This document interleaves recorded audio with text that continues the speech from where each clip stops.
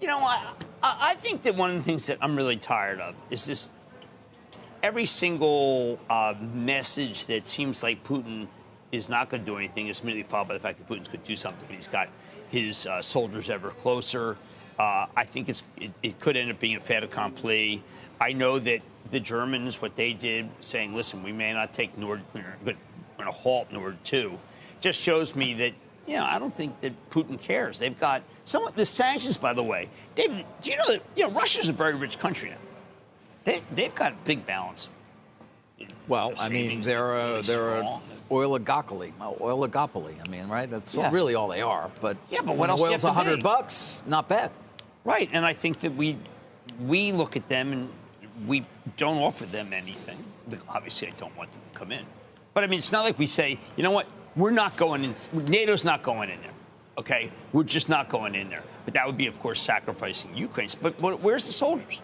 What are we doing? By the way, the head of Ukraine does not really distinguish himself. Okay.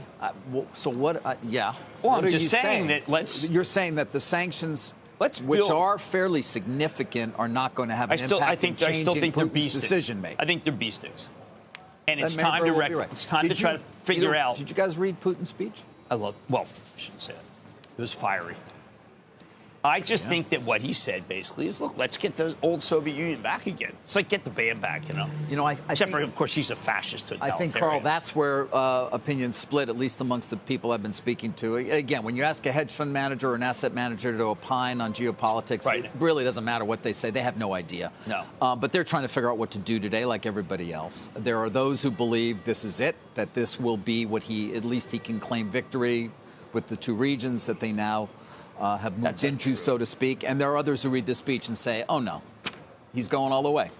I think he's going all the way. I mean, look, I think David's right. I mean, I spent this weekend with 40 young entrepreneurs at Dave Cody's place, the former CEO of Honeywell. And there's just 40 different things, scenarios. I mean, my thing is that we got to get this built in. And it was built in on Sunday in the futures that were down 3%. So, I mean, I think that could happen again. And then we have a chance for liftoff. You got to do that, though. I don't trust the bounce from the weekend. How about that? I just don't trust it. Yeah. There was a lot of buy the invasion chatter over the weekend. People looking at Gulf War analogs. Others argue the monetary and fiscal backdrop is nowhere like it was in 91. And this would be dangerous to buy. BTIG says a 3 handle on S&P in the coming weeks.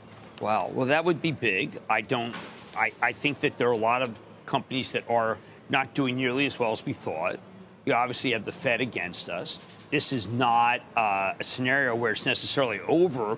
There's a lot of people I talk to who say, look, they got the partisans have guns, so to speak. This is not just they take over, but they'd be there in 72 hours, own the country. You're not going to be able to take, now they're talking about 180,000 soldiers. I mean, Ukraine, they have an army, but that army's going to be overrun, within the first 2 hours.